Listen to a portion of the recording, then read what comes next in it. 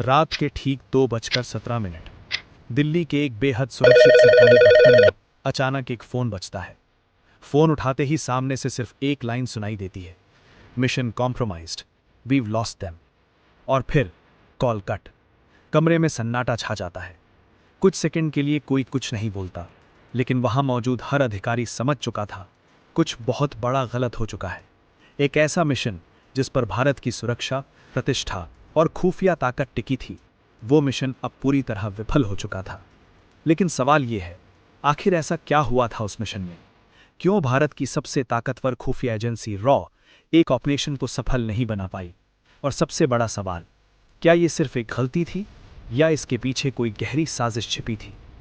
आज हम जानेंगे रॉ के एक ऐसे मिशन की कहानी जिसे भारत के इतिहास में सबसे बड़ी खुफिया सफलताओं में गिना जाता है।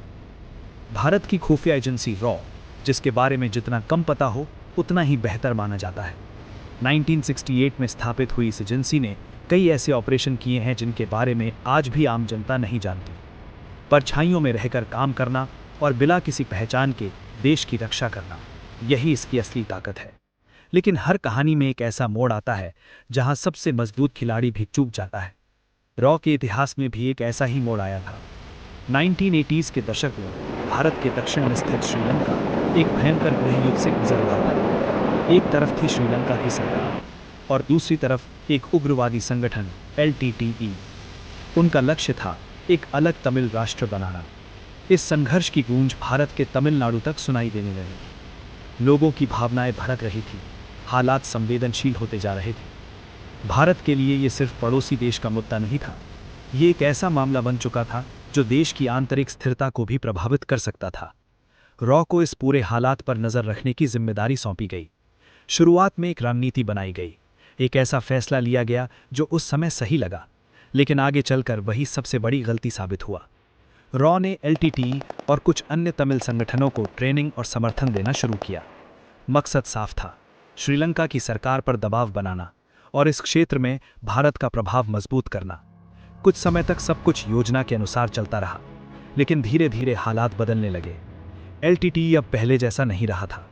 वो ज्यादा संगठित, ज्यादा ताकतवर और ज्यादा आत्मनिर्भर बन चुका था।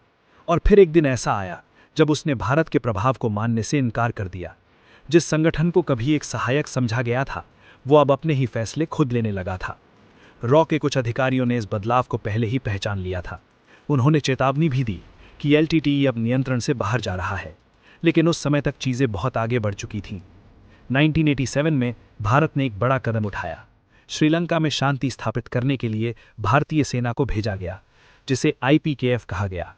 इस मिशन का उद्देश्य था हिंसा को रोकना और LTTE को शांत करना। लेकिन जो एक शांति मिशन था, वो जल्द ही एक युद्ध में बदल गया। LTTE ने भारतीय सेना के खिलाफ मोर्चा खोल दिया। जिन्हें कभी समर्थन दिया गया था, अब वही सामने खड़े थे, हथियारों के साथ। जंगलों में छिपे हुए उनके लड़ाके गुरिल्ला युद्ध में माहिर थे। भारतीय सेना के लिए ये एक बिल्कुल अलग तरह की लड़ाई थी। रॉ की खुफिया जानकारी इस बार सही साबित नहीं हो रही थी।